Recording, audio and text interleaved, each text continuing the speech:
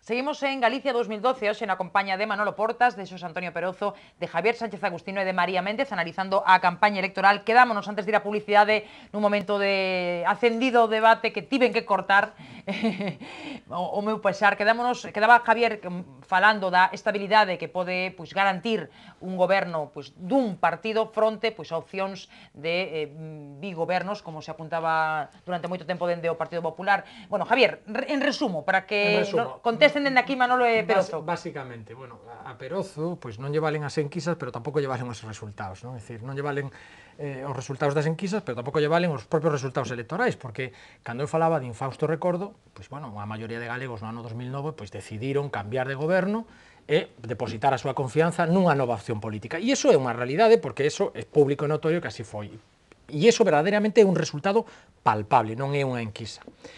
E logo, cando falamos da posibilidade, volvendo a un tema anterior, que era o tema de Compromiso por Galicia, se algunha outra opción que non lle daban expectativas, podería ter expectativas ou non, ou se podería haber sorpresas. Vamos a ver, as enquisas moi breve, equivócanse bastante, pero parece que non sería lógico que se equivocaran absolutamente en todo, é dicir, que o PP perdera a maioría absoluta, que saíra Compromiso por Galicia, que tamén a mellor houbera un hueco para UPyD Mario Conde, parece que non, é dicir, aí estou de acordo con María que revelan, cando menos, unha tendencia, parece que todas as enquisas revelan unha tendencia de que hai certa confianza no partido que gobernou nos últimos 3 anos e pico, é dicir, casi 4 anos. E esa é unha realidade. Non parece que as enquisas vayan a equivocarse tanto, porque chegaríamos ao absurdo de que non valeran absolutamente para nada. E de momento as enquisas, aínda que se equivocaron nos últimos tempos, hai moitos estudios sobre o alto, ou baixo, ou medio nivel de equivocación das enquisas, pois sí que é certo que en xeral sempre acertaron co ese nivel de tendencia e non houbo grandísimas sorpresas, non? Sí que é certo que parece que hai dos mandamientos demoscópicos, non? Un, que polo menos sexa por debaixo do 5% o nivel de erro da propia enquisa, é dicir, na ficha técnica, e logo outro que non este por riba do 40% o nivel de indecisos, non? É dicir, esas enquisas podrían ser desdeñables. Pero estamos falando de 37%, pero tamén é certo que ese 37% pode afectar aos indecisos tamén do Partido Socialista. Non teñen por que ser todos do Partido Popular, porque dende as filas do Partido Socialista, nos debates e nos mítines, se está aproveitando para decir que esos indecisos parece que son todos do Partido Popular e que poden ser rescatables polo Partido Socialista. Poden ser indecisos de calquera formación política. A ver, Manolo, logo Perozo, logo María. Coa mesma veridade que Xavier. Vamos a ver, eu creo que non podemos confundir allos con bugallos. E non o digo por Pepe, o exalcalde, sino que teremos que distinguir claramente entre o que é un goberno e o que é un parlamento. Un parlamento é onde reside o poder legislativo, que eu saiba, e un goberno é o que asume a función executiva. E, ademais, a maiores están o terceiro poder, que é o xudicial, e non falamos do cuarto, que son os xornalistas. Pero, bueno, vámoslo deixar aí. Entón, que exista un goberno estable depende de que haxa acordo entre forzas políticas, como pasa no resto de Europa. A señora Merkel, por exemplo, que ten un goberno máis que estable, a pesar de que as súas conselleiras ou ministras de Educación se dediquen a copietear as teses doutorais, ten un goberno máis que estable e asenta en dous partidos que son diferentes. E hai gobernos estables que se teñen dado en moitos sitios en toda Europa, incluída a Inglaterra, por buscar un modelo bastante diferente, e non pasa nada, os gobernos son estables e asentan en forzas políticas diferentes. Pode haber experiencias negativas, pode que non acertase un bipartito hai 4 anos, de acordo? Igual que pode non ter acertado un goberno do Partido Popular monocolor ou do PSOE monocolor e os cidadáns votan e sacan e poñen reis. E iso eu creo que é sano. E ademais, partido único, nin o meu, que non teño ningún, pero partido único, ningún, porque a democracia senta precisamente no contraste de pareceres e na existencia do pacto político. Ben, e despois, en canto ás estabilidades, que non é democrático que haya unha maioría absoluta, non é democrático. Parece que solamente se pode... Non, pero que tamén se equivocan, porque de feito os cidadáns, déxame terminar, os cidadáns de feito quitan e poñen reis, quitan e poñen gobernos, con maiorías absolutas e sin elas. Teñan por detrás un partido, dous ou tres ou 25, vale? E oxalá volvese a cultura, como Xavier, igual de breve, a cultura do pacto. Aquí houbo no Estado español un exemplo que se ten derrochado tinta sobre el e que serviu de exemplo para moitas latinos, que foron nos seus momentos os pactos da Moncloa. Gobernaba un partido político, pero cun pacto de mínimos entre forzas políticas diferenciadas. O legislativo seguiu estando aí. Por que non se pode producir para un goberno como, eu recordo a Aznar falando en catalán na intimidade, igual que o fixo tamén o PSOE no seu momento, vaya. Mira, logo lle respondes os dous, María, a ver. Eu en canto ao tema del bipartidismo ou tripartidismo, eu solamente vou decir unha cosa, vou saber breve. O bipartito tan manipulado e tan pelexado e tan endemonizado cumpliu máis do 70% do seu programa. O programa que presentou o electorado cumpliu o 70%. O Partido Popular de Galicia actual, con Feijóo a la cabeza, con maioría absoluta dos 14 puntos que presentou e que asinou no tal, non cumpriu ni uno. Con maioría absoluta, non cumpriu ni uno. E ademais, do que está presumindo en esta campaña electoral de abrir guarderías, son todas as guarderías que deixou feitas o bipartito. De abrir residencias para maiores, foron as residencias que deixou en marchas o bipartito. Non abriu, non proyectou, ninguna sola. Falando de estar construindo 6 hospitales, que alguén me mande unha fotografía de que onde están esos 6 hospitales. El de Vigo e está parado. E vai costar 5 veces máis do que estaba presupuestado polo bipartito. É dicir, que a maioría absoluta foi absolutamente inoperativa en Galicia. Déixame rematar.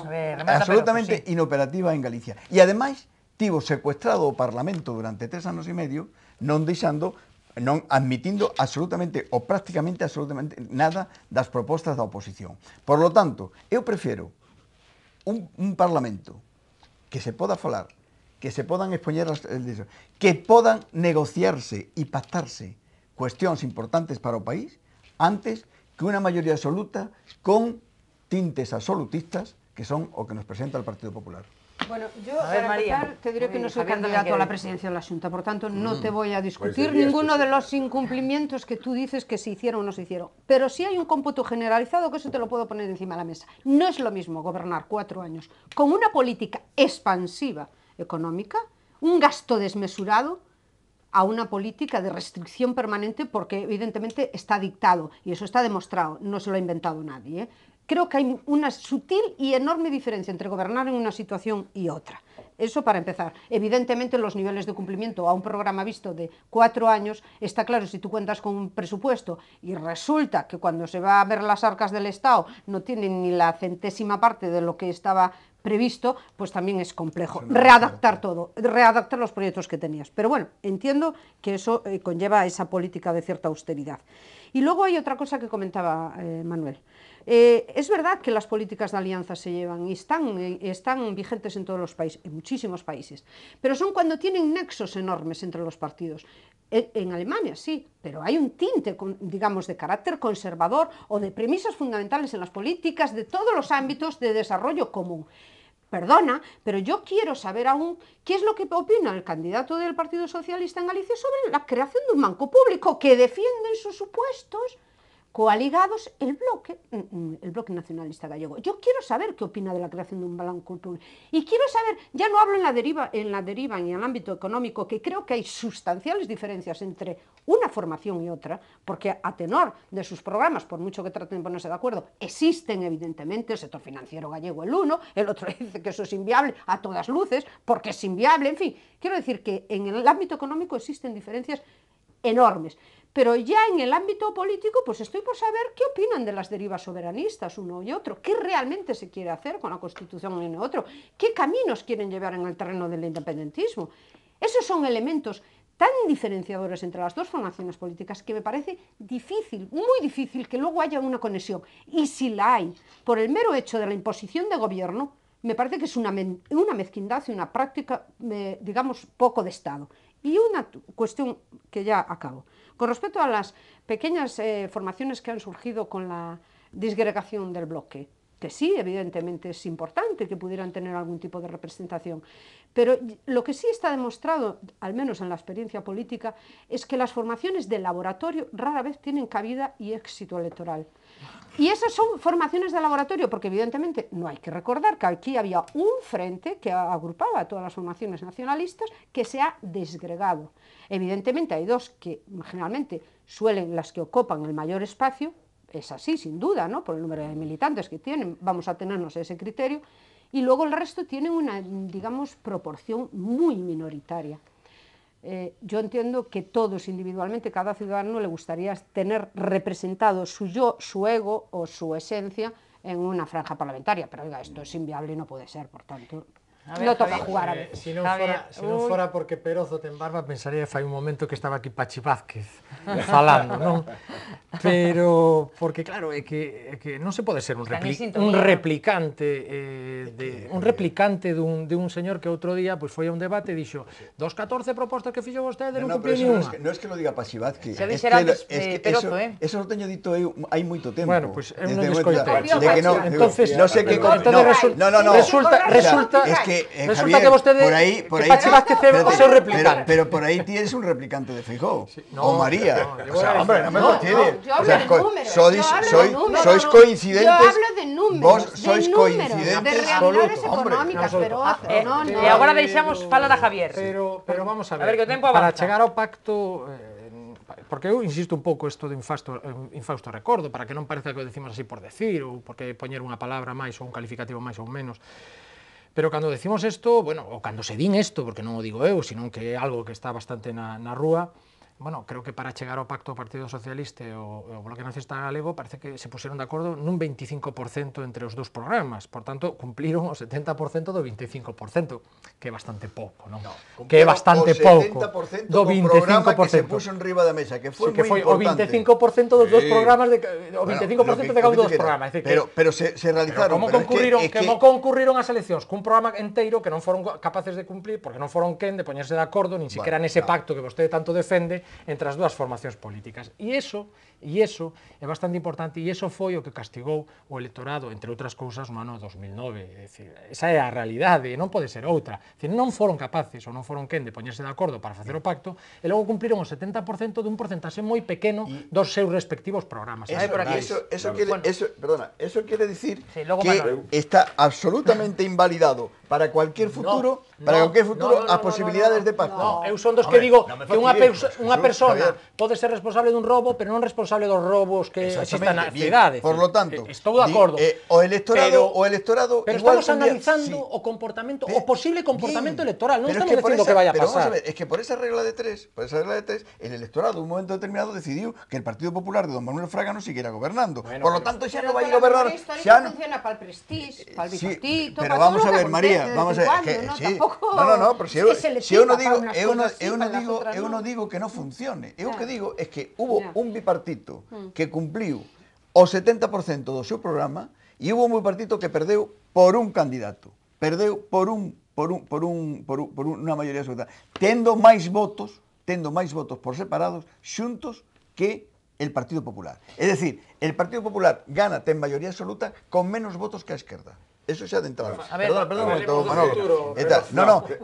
Por eso, falemos de futuro. Vamos a 2012, a ver. La campaña electoral está ahora mismo, e en la campaña electoral o Partido Popular ten moito interés en introducir el debate desde bipartito, porque un dos eixos da campaña electoral es que non se volva a reproducir un bipartito ou un tripartito. Por lo tanto, eso estamos falando de futuro. E o futuro pode ser. A mí esto pareceme integrar en su discurso cualquier apelación que considere que es oportuno. Por lo tanto, eu introduzo o partido que cualquier partido pode introducir o debate e decir, o tripartito era un bo exercicio de democracia neste país que non se produciu nos 3 anos e medio seguintes. Eu creo sinceramente que si a campaña está resultando unha sosería absoluta, permitídeme a liberdade con que o digo, porque o creo, moi elegante, pero sosísimo. E que parece que non hai pulsión política nestes momentos como se vivían outras campañas previas a un momento tan decisivo como o do próximo domingo, non?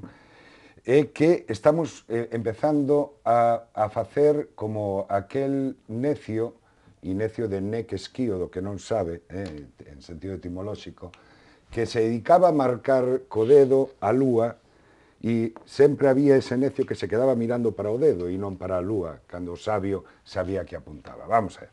Eu, sinceramente, creo que poñernos a discutir un elemento de funcionamento democrático como é a existencia do pacto político para poder levar adiante propostas comuns, me parece de verdad que casi primitivo. Ou seja, da mesma maneira que dentro dunha forza política para levar adiante un programa, constituir un goberno, hai negociacións internas para ver quen son as persoas máis acaídas e cales son as mellores ideas, o mesmo, e esa é a esencia da democracia, ten que habelo entre forzas políticas que se presentan con programas diferentes, incluindo tamén a propia oposición, que o sistema perverso que temos está facendo que sexa un rodillo, estea gobernando un bipartito e se lle nega ao partido de máis votos a posibilidade de participar na gobernabilidade coas súas ideas ou en sentido contrario. Eso é unha auténtica perversión.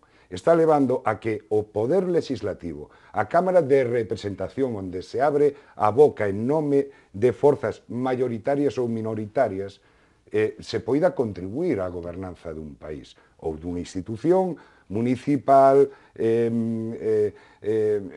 autonómica, estatal, europea, tanto meten. E iso que está levando a que nesta campaña non se discuta de que viene el coco que é o bipartito. Oye, un bipartito que pode ter sido catastrófico, ou un goberno monocolor que pode ter sido catastrófico, pero onde están as ideas? Eu o que voto en falta nestas eleccións é que non se debate do que se vai facer. Quizás sexa porque o que se ven en riba é un nubarrón tan negro que preferimos poñernos a discutir sobre a ver que nos tiramos á cabeza uns aos outros, se bipartitos ou non. Unha cousa moi breve. breve. De coña. Habería que preguntar quen inventou aquilo de que ven o coco, porque mira que a dereita... Claro. No, o coco é a situación económica. Habería que lembrarse... O coco, perdona, o coco quen utilizou de que ven o coco durante moitas eleccións? É igual, que máis hai que inventar? Por avanzar un pouco, porque isto empezou, porque claro... Pero que nos tenemos a discutir bipartitos e outros. Pero nadie discutió la legitimidad de un gobierno... No, nadie ha discutido eso. Sí, hemos dicho... discutiendo. Hemos dicho... Lo estáis poniendo en tela de juicio. Vale, pero si contesto... A ver, que se resume...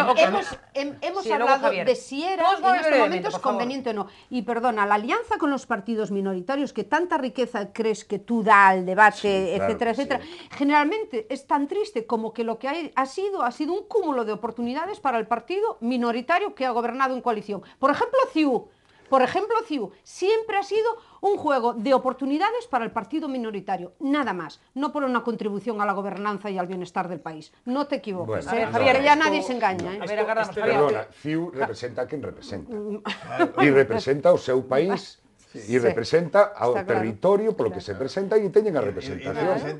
Nadie ha dicho lo contrario. E se eu son diputado por Cádiz, ou son diputado por Pontevedra, preocupareime porque na Ría de Vigo haxa postos de traballo pois para os asteleiros, para a xente que traballa nos asteleiros. A Coruña, claro que me importa a Coruña, pero... No estás contribuyendo a la gobernanza del país. ¿Cómo que no? ¿Cómo que no? Por favor. La gobernanza bueno, por del favor. país es una globalidad. La gobernanza del país son todos os mosaicos do país. Este debate empezou por tratar de interpretar o comportamento dos indecisos e entre outras variables se introduciu aquí pois que efectivamente tiñamos recentemente unha experiencia bipartita que no ano 2009, entre outras variables, que podería explicar un determinado comportamento destos indecisos neste momento. Esa é a razón do comportamento. Non estábamos, ao menos eu, facendo ningunha clase de partidismo. Aquí pareceme que fixo bastante máis partidismo Perozo que nós, ou ao menos eu. Eu fago partidismo das miñas ideas. Se as miñas ideas coinciden con un determinado partido, que neste caso é el PSOE, sempre moi orgulloso dele. Ninguén dixe aquí que os bipartitos ou tetrapartitos ou pentapartitos sexan peores ou mellores. Estamos, non, ninguén o dixo. Eu o único que escoitei nesta mesa foi decir, fai pouco tempo en boca de Manolo Portas, cosas, decir que as maiorías, o rodillo, que ven o coqueta. Vamos a ver, tan malo é decir que un bipartito é malo, como tan malo é decir que unha maioría absoluta é mala. É dicir, unha maioría absoluta tan democrática como un bipartito. Tan democrática. O que pasa que resulta comprensible que aqueles que non poden acadar unha maioría absoluta defendan os bipartitos e os tetrapartitos. Lóxicamente. É comprensible, é comprensible, é comprensible. Eu entendo ben a vostede que defenda a fórmula dos bipartitos ou tetrapartitos porque as formacións que, bueno, pois indirectamente está defendendo... La diferencia está en que o Partido Popular o ten maioría absoluta ou non ten con quen aliarse. Esa. Mientras que o Partido Socialista o ten maioría absoluta e aínda así ten con quen aliarse. Pero iso obedece a unha labor de cohesión que fixo e que describiu... En Extremadura se dan outros ejemplos, creo que estás diciendo eso é unha labor de cohesión. Cosas muy extrañas, pero puede ocurrir de todo. El espectro está abierto para todos. En Extremadura ¿qué ocurrió? Pues nada, que hai unha Izquierda Unida que lle deixa gobernar al Partido Popular. ¿Pasa algo? No, pero quiero decir que experiencias en ese ámbito hay, no digas que o gobierna al PP con mayoría o no gobierna. Bueno, lo dices tú. Vamos a ver. Lo dices tú. Vamos a ver, porque Izquierda Unida en Extremadura no se puso de acuerdo. Pero a lo mejor hay otras formaciones que sí que están dispuestas a coaligarse. En Extremadura, tú lo sabes ya. en Extremadura, el Partido Socialista gobernó moitísimos anos con mayoría absoluta e non pasó nada. E chega un momento que perde a mayoría absoluta o como en Andalucía. É dicir, temos esos exemplos. A ver, que remata por aquí, Javier. Para rematar, que ten de malo que o Partido Popular teña ou non teña con quen pactar? É dicir, non ten, entre outras cosas, con quen pactar, entre outras cosas porque houve unha labor de cohesión dentro da dereita que explicou moi ben Manolo Portas e que foi un partido que foi capaz de aglutinar nunha mesma formación a todas as opcións. Eso é clarísimo. E iso é tan bo ou tan malo como que a esquerda se presenta unhas eleccións máis desperdigada. Non acabo de entender por que eso é peor. E como decía María, houve exemplos tanto con CiU, con PNV, con Esquerda Unida, mesmo no País Vasco recentemente como houve un apoio parlamentario para conseguir que Pachi Vázquez fora Lendakari. Pachi López. Pachi López. Son tantos Pachis. Todos empachados. Así que, dígame vostede onde está o problema. A ver, me pedía Manolo tamén tempo. Só unha aclaración. Vamos a ver. Eu antes aludín a algo que eu creo que debía formar parte dos estudos de historia política deste país, como Manuel Fraga chegou a ter unha visión suficientemente clara da necesidade de ir integrando para ocupar ese espectro político que significaba o sentimento da galeguidade. Cousa que a xeración que o seguiu nos gobernos, por lo menos no goberno autonómico, rexeitou. O goberno do señor Núñez Feixóo foi radicalmente un partido antigaleguista, que foi, inventou unha guerra que non existía nin nos centros educativos nin na sociedade, como a lingüística, de maneira só para intentar arrebañar un puñado de votos da señora que non recordo o nome, ni me preocupa, de Galicia bilingüe. Eso foi tremendo, porque foi atentar contra un dos pactos non escritos na historia da democracia en Galicia, que foi un acordo político que foi o señor Celso Currás como conselleiro, sendo presidente Manuel Fraga, un pacto por unanimidade no Parlamento, no que estaba, o señor Feijóo como integrante do goberno. Eso para min foi tremendo. A procura de unha atitude visceral antigalega cando non había conflitividade nas aulas a través de, dunha captura do voto importando... E hai unha cuestión... Que estamos pechando todos con brevidade. No solo está en manos o en poder de las fuerzas, digamos, de índole nacionalista, Perdona, creo que es un concepto que va mucho más allá, No, pero lo hablo yo.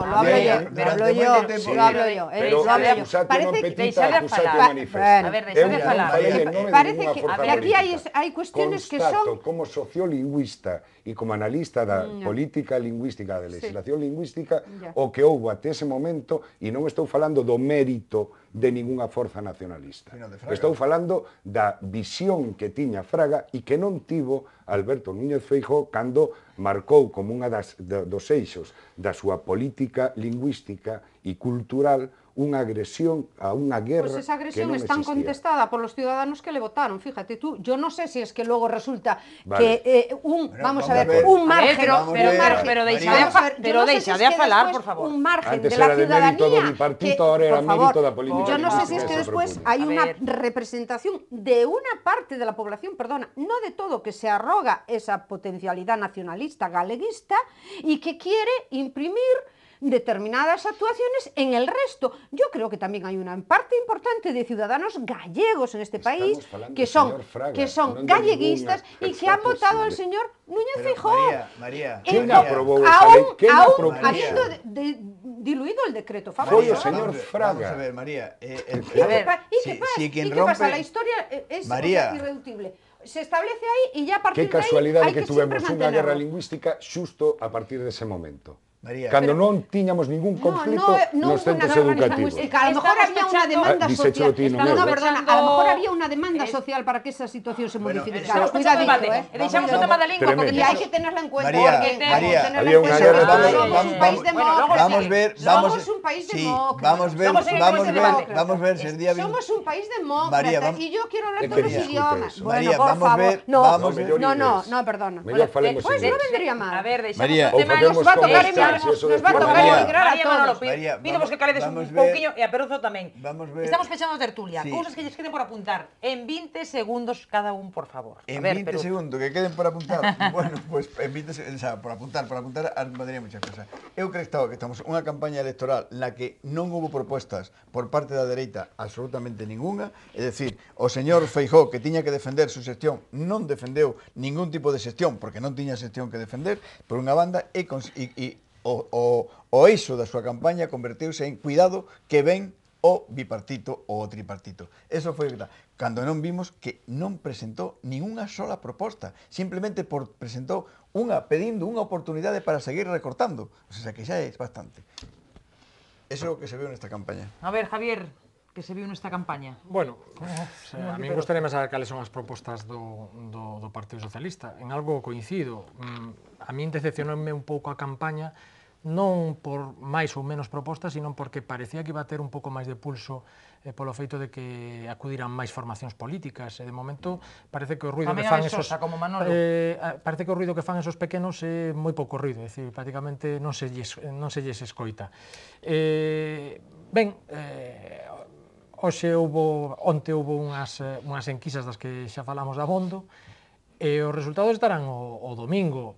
A min creo que non se vai a calificar a unha determinada formación política solamente polas propostas, senón polo nivel da súa executoria nos últimos 4 anos. Eso tamén conta algo, digo eu, porque senón, efectivamente, pois, se simplemente fora a campaña electoral o que decidira as eleccións, pois xa non facíamos máis que facer campañas electorais e a ver que pasaba, non? Por eso que eu digo que bueno, xa veremos se os cidadáns pois respaldan ou non pois o que se fixo nos últimos 4 anos. As enquisas, insisto, que parece que van por aí, non? Hai unha tendencia de respaldar hai un certo ánimo de estabilidade, de buscar esa estabilidade que non se está vendo discutido nestes momentos. A ver, Manolo e María, moi brevemente, que pechamos. Bueno, pois moi brevemente. Eu voto en falta, sinceramente, a falta de propostas, que eso é peligroso porque esta sociedade está o pasando moi mal. Hai unha crise económica moitas veces oculta, con esa pobreza oculta, e senón que yo digan a cociña económica e a outras entidades que están colaborando, ou os responsáveis da política social de gobernos municipais, autonómico, etc. E creo que se está perdendo unha oportunidade de empezar a poñer sobre a mesa propostas novas, novidosas, que escapen das políticas tan tradicionais, ás veces rancias, que non nos levan a ninguna parte. Eu teño medo polas políticas sociais, polos recortes sociais e que a crise a sigan pagando os de abaixo. Non os que a provocaron, sino os que o padecen. E en plano político, simplemente que me encanta a pluralidade política. Bueno. María, a ver, que pechamos. Si hay algo que estoy de acuerdo con todos, a grosso modo, es el hecho de que es verdad que se ha echado de menos propuestas puntuales, desde todos los frentes. También entiendo que es muy arriesgado en estos momentos hacer propuestas muy cifradas y muy cuantificadas, porque sería suicida en la situación económica que tenemos ponernos ahora a prometer 25.000 puestos de trabajo, que me parece que sí, oye, habrá quien sea capaz de generarlos, pero a mí me gustaría saber cómo, evidentemente, como ya se ha comprometido. He echado en falta, sobre todo, en el ámbito económico... Sí, pero esto no puede responder, pero está ahí mordiendo la lengua. Pero, a ver, ¿qué tengo que despedir? Sí, hay una fácil solución haciendo un programa expansivo de presupuesto público y entonces, evidentemente, con eso se generan puestos de trabajo. El problema es quién los paga después. Pero, por ejemplo, ayer he oído, por primera vez en la campaña, iniciativas económicas como si una mayor protección a los emprendedores, con cuestiones muy claves, deducciones fiscales, etcétera, etcétera, que al fin y al cabo yo creo que sí... Sí, las hizo Fijo, por supuesto. Que yo creo pues no nos vendría mal una temporada. Que yo creo que sí, realmente eso es la única alternativa, la única propuesta de verdad que se puede ver seria en materia económica. Eu sinto cortar o debate, a verdad que pasámolo moi ben. Non chegou a nada o tempo, pero temos que despedir. Moitísimas grazas a Manolo, a Perozo, a María e a Javier, grazas aos 4. A todos, grazas tamén por acompañarnos. Mañá volvemos en Galicia 2012. Mañá martes, o mércores e o xoves teremos aquí nesta mesma mesa os candidatos do BNG, do PSDG e do PPDG a presidencia da Xunta. Mañá martes, Francisco Jorquera, entrevistado polos cidadáns, que o día seguinte pois tamén lle formularán a Pachi Vázquez as cuestións que lles interesen e que seguramente tamén lles interesarán a vostedes e que os xoves farán o propio con Alberto Núñez Feijóo. Así que xa saben, citan de novo aquí en Correo Televisión moi pendentes das eleccións do vindeiro domingo.